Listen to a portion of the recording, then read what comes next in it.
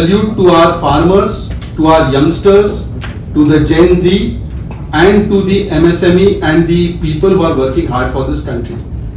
And therefore, in the last 11 years, working on this model of economy mazboot and middle class ko chhoot, and salute to the people who are making this country, you have seen that the economy of India is far from being dead.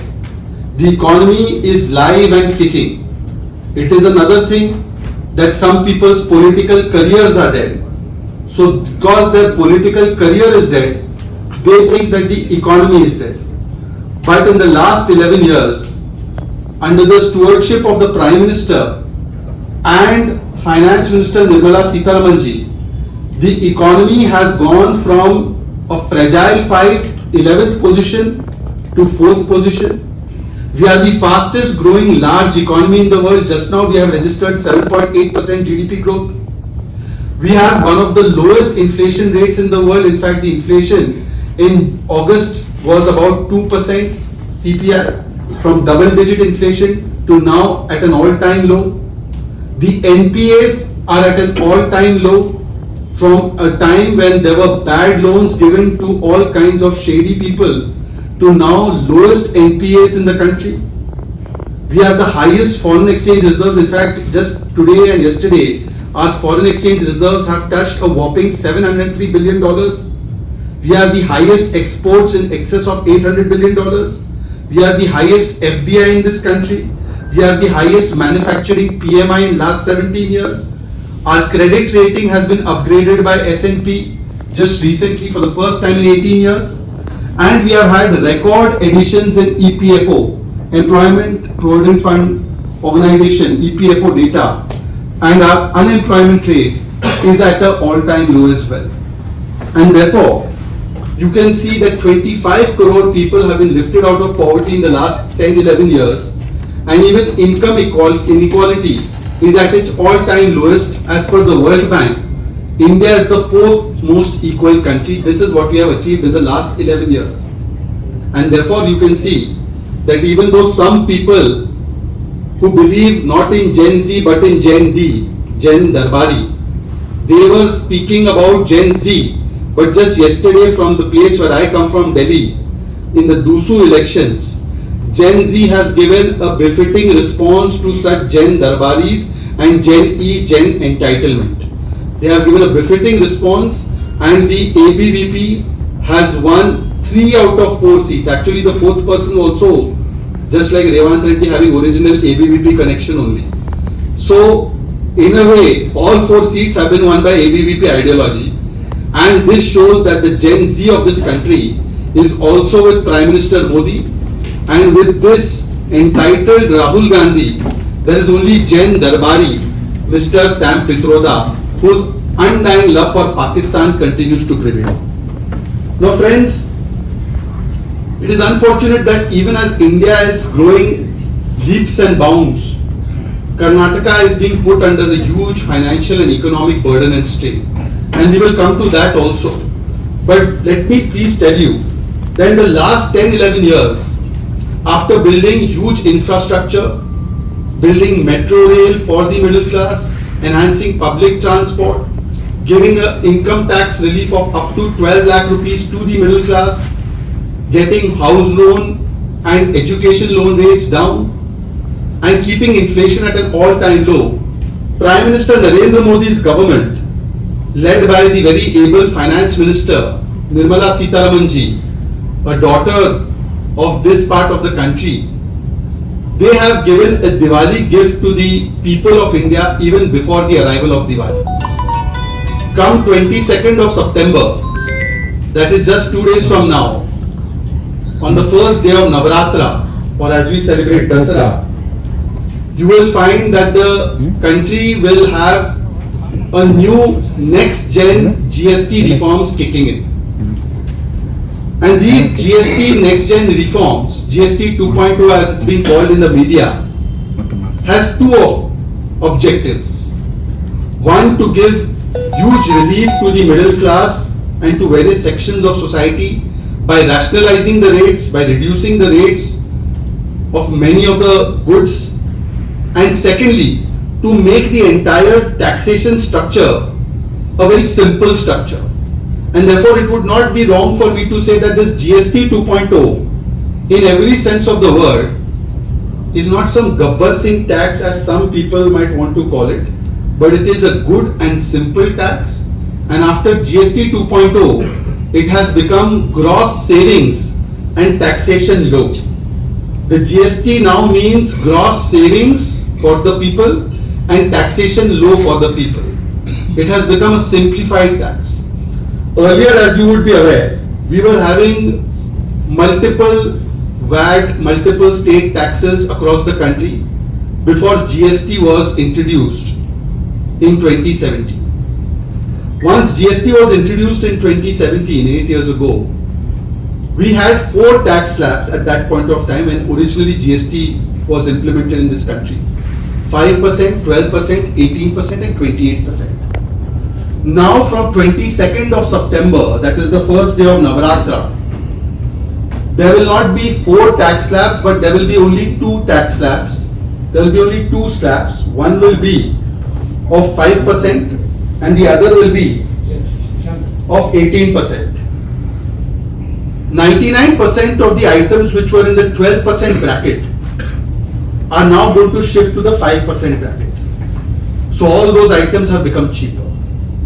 And about 90 to 95% items which were in the 28% bracket have been shifted to the 18% bracket. So that means those items have also become cheaper. There are about 400 such items that I can list that have become extremely cheap if you compare it to the pre-GST regime when there were different taxations and different rates across the country for each state. But if I were to sum it up, roti has become cheaper, kapada has become cheaper, idli has become cheaper, sambar has become cheaper, first house makan has become cheaper, first gadi has become cheaper, health has become cheaper, education has become cheaper. All of these things have become cheaper under the new GST 2.0, the next gen GST reforms. Let me just give you a few items for each segment of society very quickly. What does the common man require for daily essentials? Milk, paneer, curd, all of these items are now down to 0%. Groceries, which are an essential part of a middle class spending, they have been reduced from 12% to 5%. Daily essentials, whether it is hair oil, shampoo, toothpaste, soap, which we all use on a day-to-day basis, from an all-time high of 18%, more than that also in the pre-GST era, it has come down to 5%. Kitchen items like butter, ghee, utensils, from 12%, it has come down to 5%. And then cars below 1200cc, fridges, ACs, TVs, electronic items, which middle class is now purchasing as its income levels rise, those have also come down from 28% to 18%. So this means what? If you compare a TV in 2016, before 2017 GST came in, TV, appliances, ACs used to have 31-32% taxation on it. Today they will be at 18%. That is a clear-cut saving for the middle class. Textile and clothing, fabric, yarn, carpets, towels, all of these will be cut down from 18%, 12% to 5%. This will boost our textile industry, our MSMEs, and it will be a big boost for them to then enhance and find new markets for their exports. Daily use items, as I said, in the kitchen have come down. Personal hygiene items, they have come down. Consumer electronics, which were about 31%, are down to 18%. Also, most important is health. 33 life-saving drugs are now at 0%. This includes cancer and severe chronic disease medicines, which have become 0% taxation. So it becomes easier for people to access these medicines. Anyways, Prime Minister Narendra Modi ji's government has given Ayushman card for cashless and universal health care to the poor. We now have a situation where Ayushman extends to all citizens who are above the age of 70, irrespective of their class bracket. So anyway, senior citizens are covered. But now, after Jan Aushadhi Kendra, where you get discounted medicines of 70-80% discount for the generic medicines, now you have 33 life-saving medicines where the GST is zero. Diagnostic kits, this were very important during COVID, as you would remember. In the pre-GST era, these diagnostic kits were having 16% tax. Today they will have 5% tax. So this will also make it affordable for every family to buy these diagnostic kits. Health and life insurance has been cut down to zero from an earlier high of 18%. So this means more people will be inclined to take and invest in the health insurance and in their life insurance. So this is the big way in which health sector has also been taken care of, and the most important cost component, if any family suffers a health crisis, then majority of their spending goes into that. Now how that middle class can be saved from this out-of-pocket expenditure for health, this has been done in the last 11 years and also through this GST 2.0. Let me tell you some very important steps that have been taken for the farming community and for agriculture. Agriculture, as you know, employs huge workforce, and now GST on fertilizers, GST on biopesticides, GST on tractors, GST on the tubes of the tractors, GST on drip irrigation system, all have been lowered to 5%. As you know, dairy items also the GST has been lowered. So on the one hand, the farmer's input cost is being reduced by reducing the GST on all these items that he requires to do his cultivation.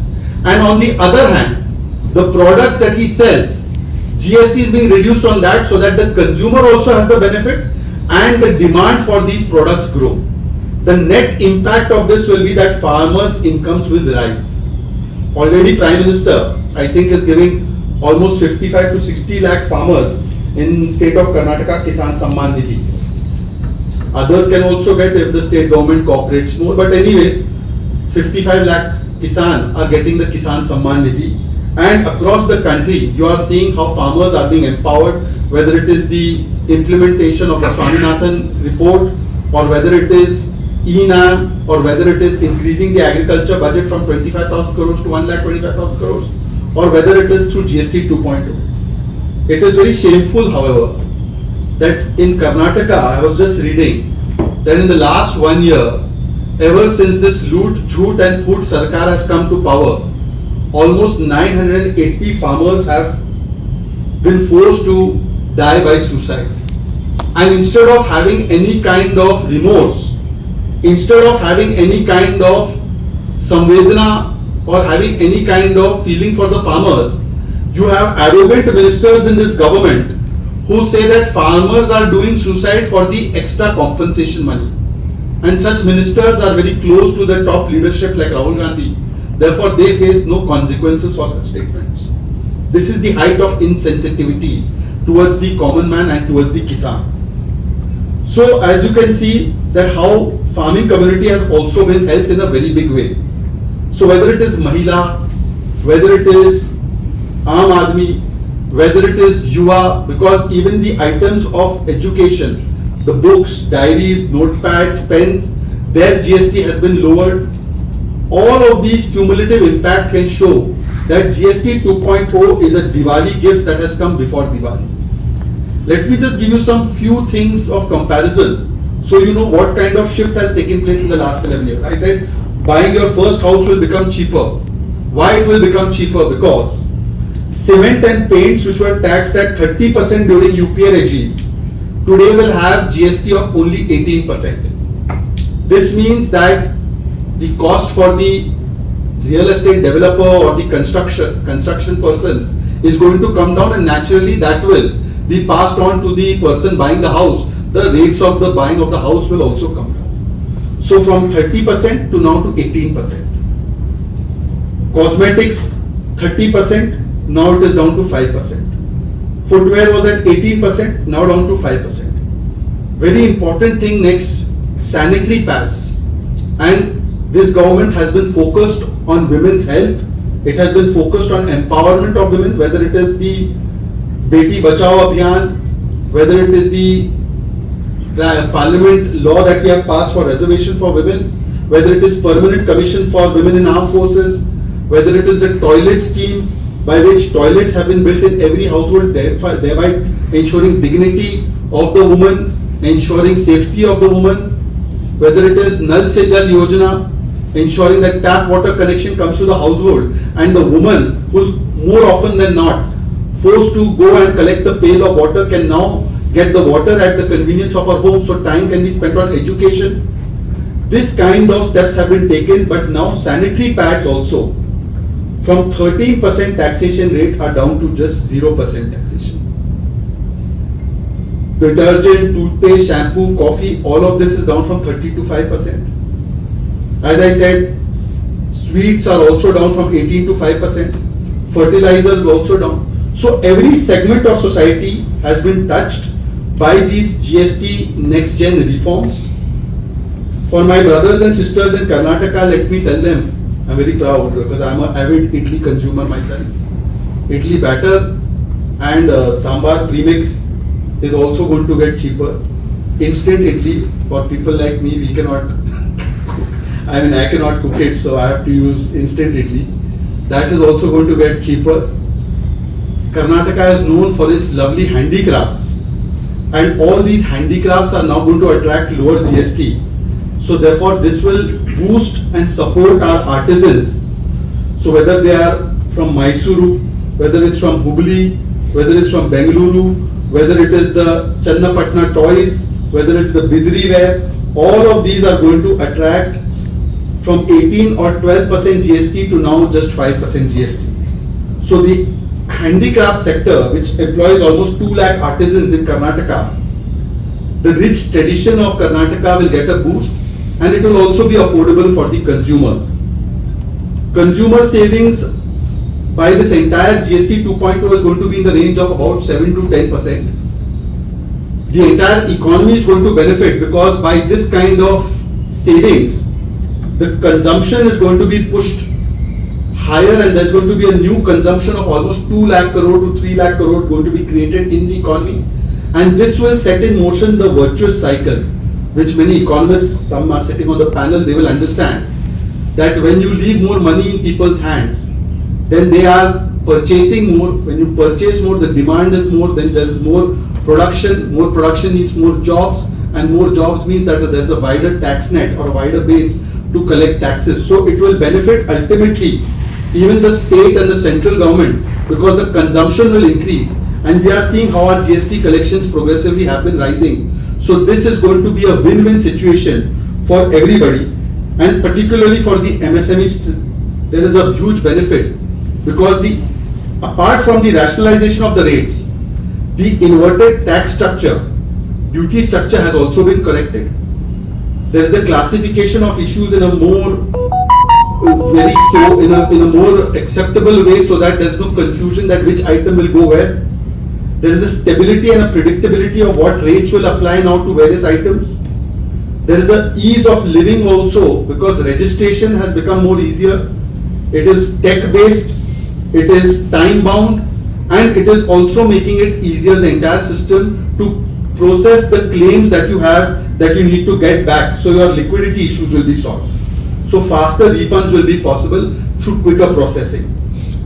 So friends, this is the huge benefit that GST 2.0 is going to give to the country and particularly to the state of Karnataka. But it is with great distress, I must say, that I was just doing some research and I have seen that on the one hand Modi ji is giving choot to the middle class, that includes middle class of Karnataka.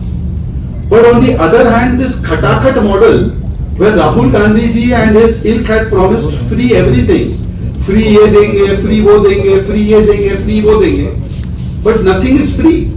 Everything is coming at a heavy price. Right from A to Z, price of every item has been increased. As somebody was saying, garbage collection, stamp duty, water, petrol, diesel. Now electricity costs are again going to be rising. water costs are rising, milk costs have risen. So on the one hand, they claim that they are giving free things, but on the other hand, they are looting the money from the people's pocket. DK Shivkumar ji and Siddaramaiah ji and their government, because they have a panja, the panja is going into the pocket of the people of Karnataka, the people of Bengaluru, and is looting the money. And if that is not enough, then they are looting through scams also.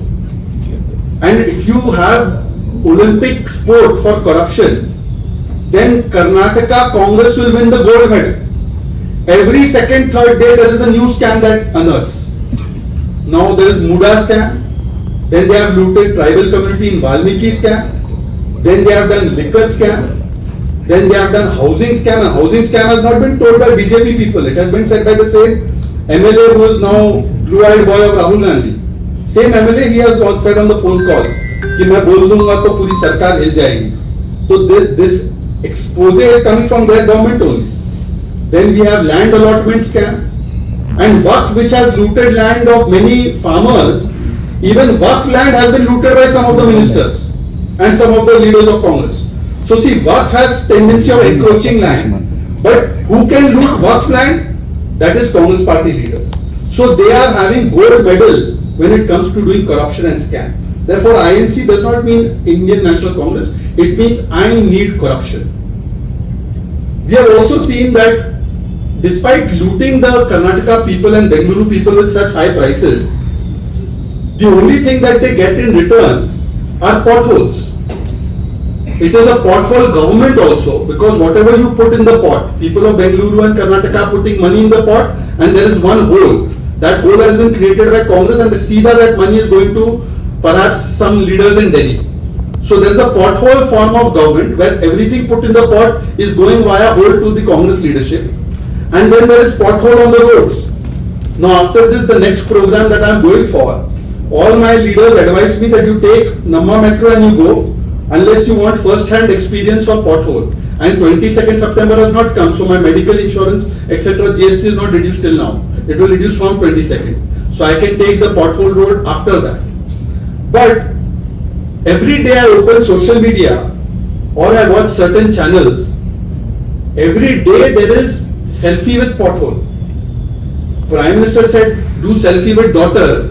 In Karnataka, people are forced to do selfie with pothole. Every day. Yesterday also one bus has got stuck in Balagere Road. Am I pronouncing it right? Balagere Road. Before that, 20 children were stuck in a bus which had got stuck in a pothole. Then somebody has lost their life. So you see, we are giving good and simple tax. But in Karnataka, Congress is giving death tax. This is a death tax. This is a maut ka tax. Karnataka Congress is giving maut ka tax through this potholed roads, crumbling infrastructure and such kind of civic infrastructure, because no money is left. All the money is being looted through that pothole and is going somewhere in Delhi to some leaders in Delhi. Now recently I have seen that once upon a time, people like me, we used to aspire that Bengaluru is the global hub for IT and technology. But today tech companies are forced to leave Bengaluru.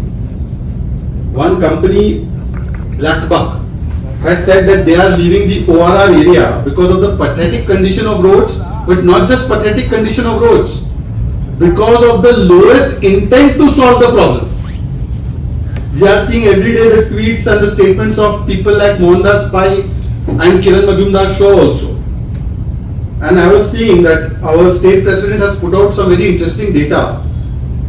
Vijendraji has put out, Yediyurappa ji has put out, that as per 2024 Global Traffic Index, Bengaluru is the slowest city in the world. Imagine tech city, IT city, but in reality it is the slowest city in the world, with an average speed of just 17 kilometers per hour being covered in Bengaluru roads. And on a basis, commuters lose almost 117 hours per year due to traffic. So this is how globally the brand Bengaluru is being destroyed by Congress leaders in Karnataka.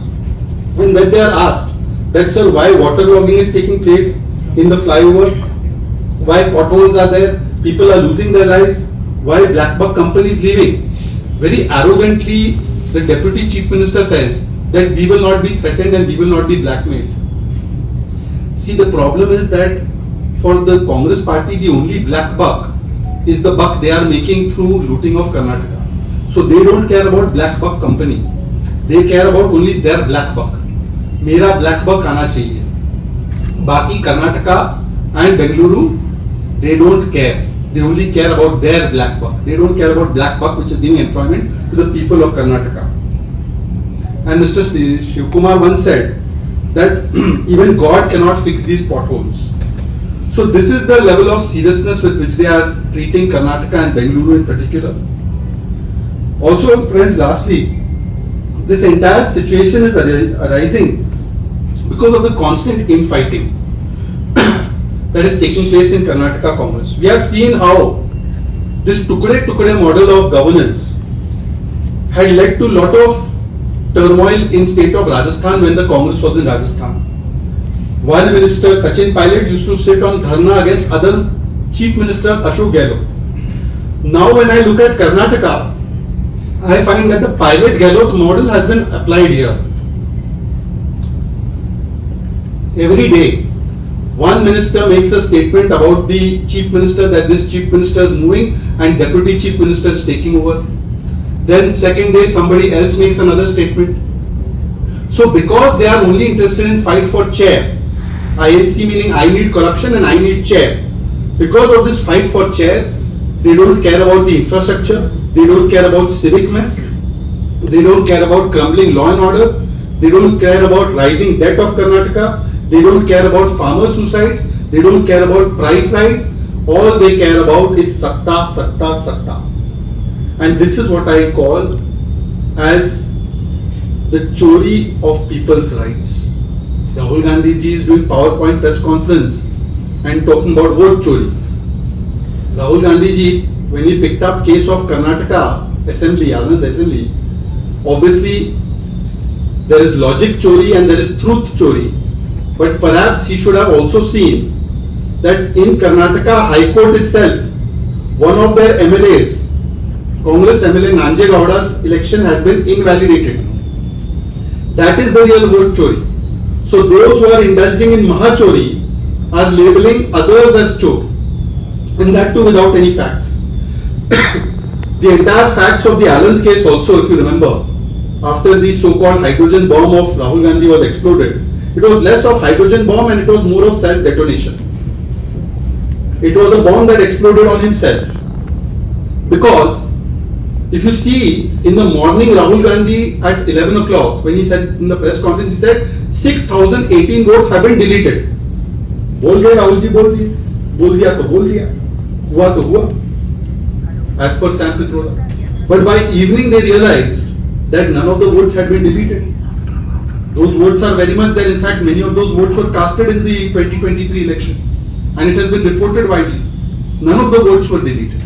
So they have recanted their position on that. The first FIR also which was filed, it was filed by Election Commission. It was filed when the Congress party wasn't there in government. It was the BJP government in February 2023 when it was there. That time the first FIR was filed. Karnataka CEO, electoral officer, has come out with a detailed response also that how all the things that were required by the CID, whether it's the password, login, etc., all of them were provided way back in 6th of September 2023. So Rahul Gandhi ji, instead of focusing on the real vote chori of Nanjegowda, instead of focusing on the Adhikar ki chori that has taken place with people of Karnataka, has now once again come up with vote chori. But I am just glad that till yesterday night I was waiting. I thought today we may have to cancel this press conference because Rahul ji may do press conference saying that Dusu election may be vote chori ho gaya. I was waiting for that. I was waiting 11 o'clock announcement might come. Rahul Gandhi to explode hydrogen, nuclear, atom bomb altogether. Dusu election also has been stolen from us. This is what happens when you have a Gen D, Generation Darbari, and Gen E, Generation Entitlement leader trying to force his agenda onto the others. And friends, he is being guided by the very worthy Sam Pitroda, whose undying love for Pakistan doesn't seem to end at all. Yesterday, Uncle Sam, who is the first family closest retainer, loyalist, advisor, guru of Mr. Rahul Gandhi, and whenever Mr. Rahul Gandhi from Malaysia to Bangkok, Vietnam to America, wherever he goes, if you see one person along with him, it's not Mr. Khadge from this state. It is not even others. It is just Mr. Sam Pitroda. Yesterday, Sam Pitroda has said, enunciating Congress's original position, that I feel that I am in home when I am in Pakistan. By the way, Mr. Sam Pitroda does not feel at home in India. Therefore, he is living in United States. But he feels very much at home in Pakistan. Now, why he has said this? This is not a statement made by one Sam Pitroda. This is the statement of entire Congress party. Your very well-known leader from Karnataka Congress, B.K. Hariprasad, once said that Pakistan is enemy for BJP. Pakistan not our enemy. We are friends with Pakistan. Certain people, when they get elected, Pakistan Zindabad is also chanted, I have heard, in this great state. So their love and affection for Pakistan is so much that right from giving clean chit to Pakistan on 26/11, on Chowta, on Pulwama, on Pahalgam, Mr. Chidambaram gave, right from undermining the armed forces on Operation Sindoor, calling it failure and chutput, or going and saying that surgical strike did not take place, it was kum ki dalali. सेना का अपमान, पाकिस्तान को बताओ भाईजान, ये है कांग्रेस की पहचान. And therefore, INC has no longer become Indian National Congress. It has now transmutated into Islamabad National Congress. And therefore, they have more consideration for people of Islamabad and Rawalpindi. And this is the true face of India. Thank you very much. If there are any questions related